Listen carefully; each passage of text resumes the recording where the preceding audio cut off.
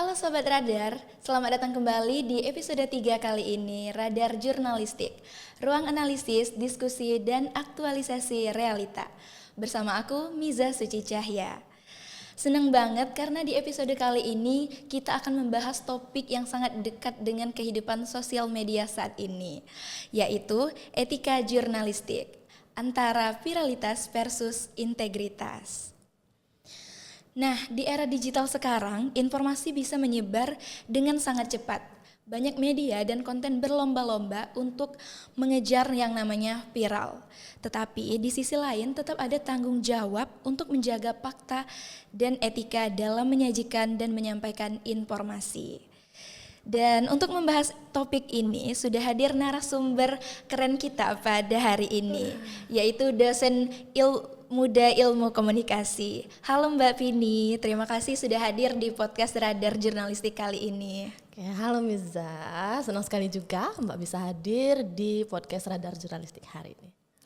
Oke Mbak, untuk itu kita perkenalan terlebih dahulu supaya teman-teman di rumah maupun di studio tahu nih siapa sih dosen Muda Ilmu Komunikasi yang cantik ini. Oke, halo teman-teman, perkenalkan nama saya Rafinita Ditya. Biasanya teman-teman mahasiswa di kelas panggil saya Mbak Vini. Jadi teman-teman hari ini juga bisa sapa saya dengan Mbak Vini. Oke Mbak Vini, mungkin kita langsung aja nih masuk ke sesi sharing. Menurut Mbak nih, kata apa yang paling menggambarkan media saat ini?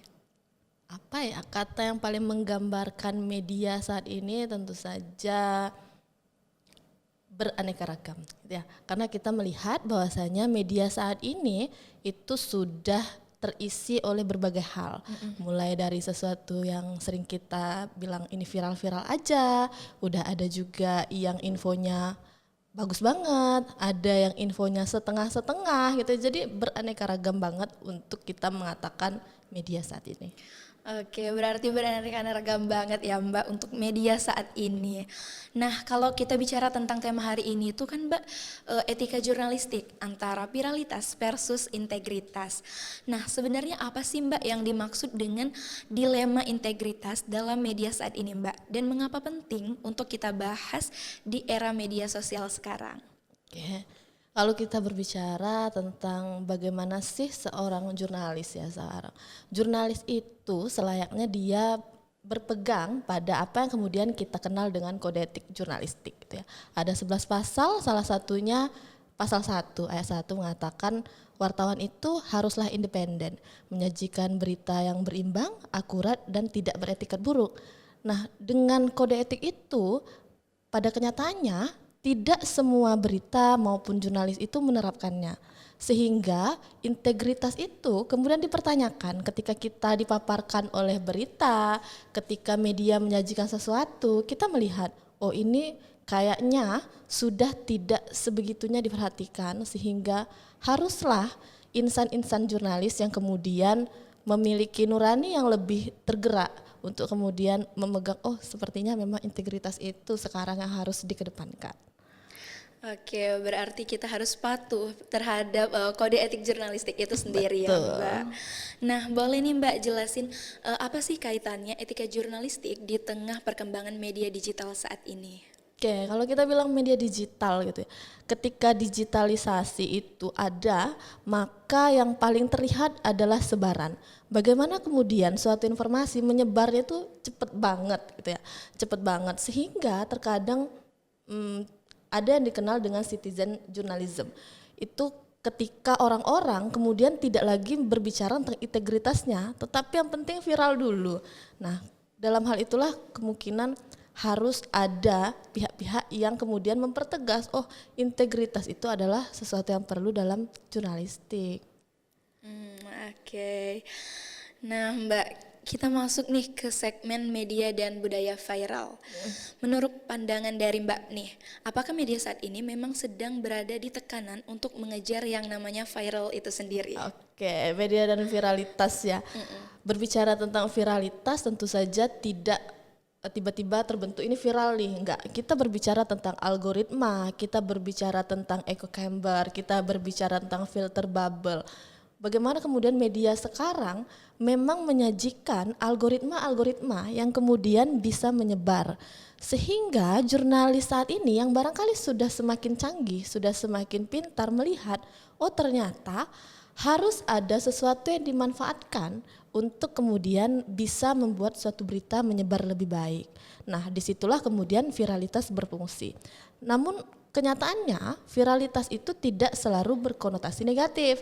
Bisa jadi ketika suatu pemberitaan itu berintegritas dan dia viralitas juga, maka pemberitaan itu bahkan lebih baik gitu ya. Jadi budaya sekarang itu, budaya medianya bukan karena viralitas itu suatu yang negatif, enggak juga, tetapi ketika viralitas dan integritas dapat digabungkan, maka suatu pemberitaan maupun kegiatan jurnalistik itu tentu saja bisa terjadi dengan lebih baik.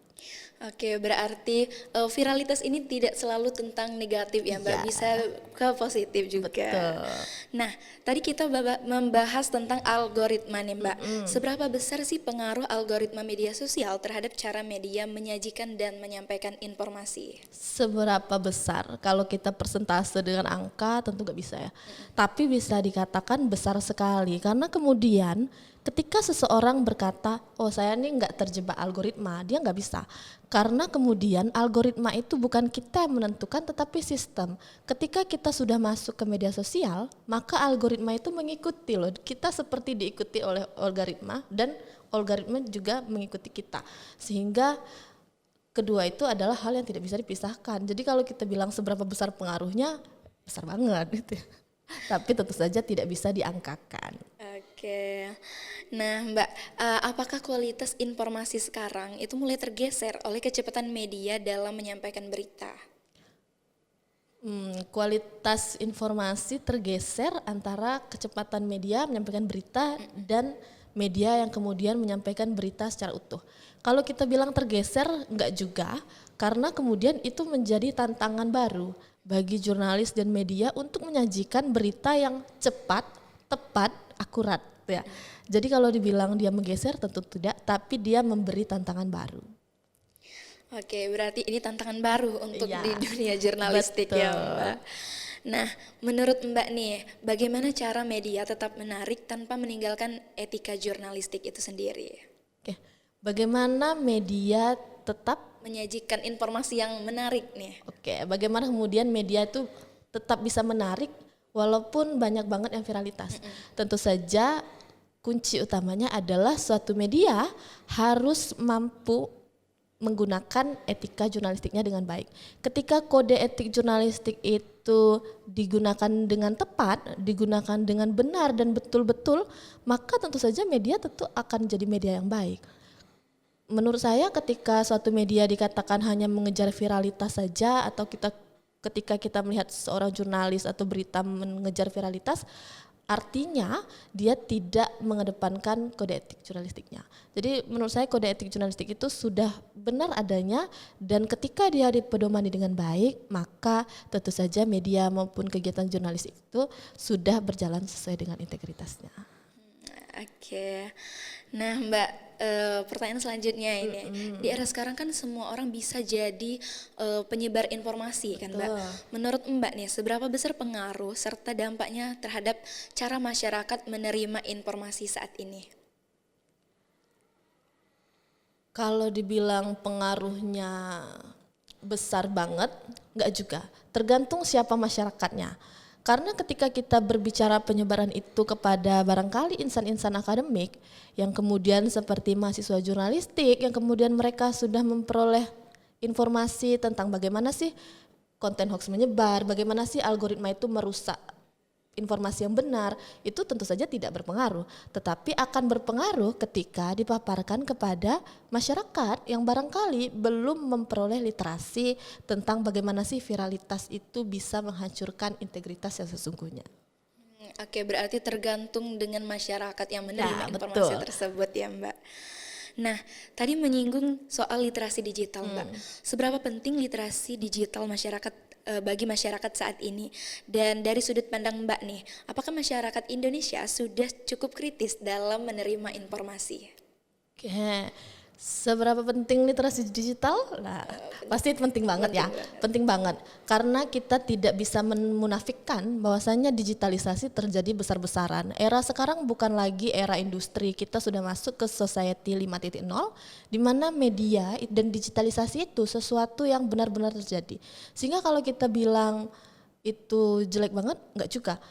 Maka masyarakatlah yang kemudian harus belajar lebih banyak tentang literasi digital ini. Kita melihat bagaimana kementerian-kementerian kita bahkan sudah dipecah menjadi komdigi gitu ya. Artinya itu menunjukkan bahwa digitalisasi benar-benar terjadi gitu ya. Dan literasi digital adalah sesuatu yang kemudian bisa menjadi filter utama. Kalau ditanya sekarang juga gimana sih menurut Mbak masyarakat sekarang, apakah literasinya udah bagus atau belum?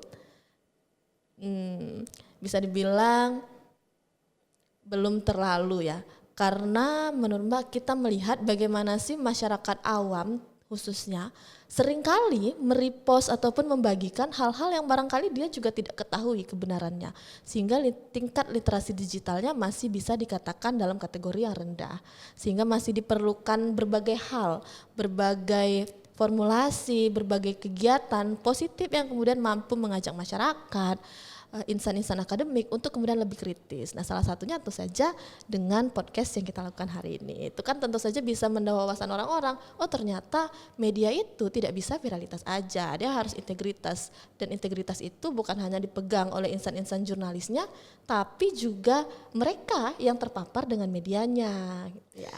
Oke, nah Mbak, bagaimana nih cara masyarakat, mungkin Mbak ada tips and trick biar masyarakat ini bisa membedakan mana konten yang edukatif dan mana konten yang hanya mengejar sensasi aja. Oke, tips dan trik tentu saja yang sudah paling sering diucapkan oleh orang-orang ya tentang kalimat saring sebelum sharing. Itu benar-benar satu kalimat yang barangkali sederhana banget tapi kemudian bermaknanya luas banget.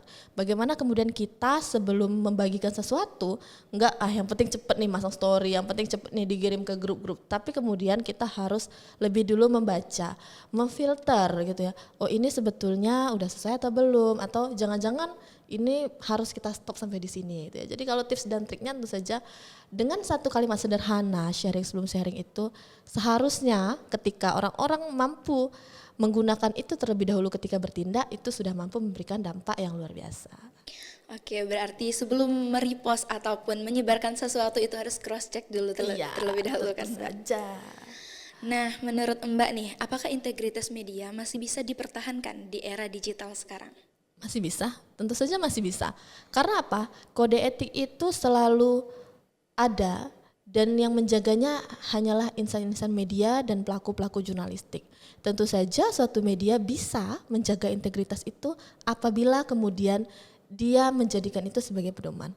Jadi tentu saja tetap bisa. Oke, berarti tetap bisa ya Mbak, bisa. asal kita patuh dengan pedoman Betul. tersebut. Oke Mbak, mungkin kita pindah topik dulu kali ya. Nah, boleh nggak sih Mbak sebutin kebiasaan netizen yang paling menarik perhatian Mbak? Oke, kebiasaan netizen yang menarik tentu saja banyak banget. Tapi satu hal yang sekarang itu menurut Mbak sangat seru banget diamati adalah bagaimana perubahan tiap generasi memposting sesuatu. Kita melihat kalau generasi milenial itu memposting sesuatu pasti lengkap, akurat, nggak peduli kameranya ngeblur atau enggak, yang penting informasinya jelas. Berbeda dengan anak-anak generasi Z maupun Gen Alpha sekarang yang barangkali memposting itu mereka melihat bagaimana estetiknya, bagaimana kemudian sesuatu yang sudutnya bagus aja tanpa kemudian memperhitungkan keakuratan maupun kelengkapan suatu informasi. Itu sih yang paling menarik. Oke, tapi memang betul sih Mbak, karena memang kalau Gen Z itu biasanya mementingkan estetik. Iya. Oke, nggak kerasa ya Mbak, kita udah di penghujung sharing session ini ya Mbak. Nah, ada nggak boleh Mbak sebutin harapan Mbak untuk perkembangan media digital Indonesia untuk kedepannya bagaimana? Oke, harapannya tentu saja agar seluruh masyarakat terutama insan-insan akademik yang ada di Indonesia ini, mulai dari mahasiswa tentunya, apalagi mahasiswa jurnalistik ya, agar mereka kemudian memahami bagaimana pentingnya literasi digital dan bagaimana pentingnya mereka harus menjaga etika jurnalistik yang ada. Karena tentu saja viralitas yang kita kenal sekarang tidak akan bisa berdiri sendiri tanpa diimbangi dengan etika dan integritas yang dipegang teguh oleh mereka. Oke, nah boleh nggak Mbak kasih pesan untuk penonton terkhusus generasi muda dalam menggunakan media sosial untuk menyajikan suatu informasi? Oke, pada akhirnya kita tahu integritas jurnalistik itu bukan titik permulaan. Dia adalah batas yang kemudian menjadikan apa yang benar dan salah itu sesuatu yang benar-benar terlihat. Dan untuk memegang etika jurnalistik ini adalah suatu bentuk pengabdian tertinggi yang bisa diberikan oleh jurnalis kepada masyarakat, karena ketika suatu proses jurnalistik itu dilakukan dengan etika yang baik, maka kemudian demokrasi dan kehidupan bernegara ini tentu saja akan lebih baik pula. Oke, terima kasih ya Mbak, sangat menyentuh sekali pesannya untuk generasi muda. Nah, menarik banget pembahasan kita pada hari ini. Dari sharing ini kita belajar bahwa informasi dan budaya viral saat ini, etika dan integritas tetap menjadi hal penting yang tidak boleh hilang. Karena media bukan hanya soal menarik perhatian, tetapi juga soal tanggung jawab terhadap informasi yang disampaikan. Terima kasih banyak Mbak sudah menyempatkan waktu di tengah sibuknya persiapan Lebaran Idul Adha untuk menjadi narasumber pada episode 3 kali ini. Dan terima kasih juga untuk teman-teman maupun di rumah maupun yang ada di studio telah mendengarkan podcast kali ini sampai akhir. Aku Miza Suci Cahya pamit undur diri dan sampai jumpa.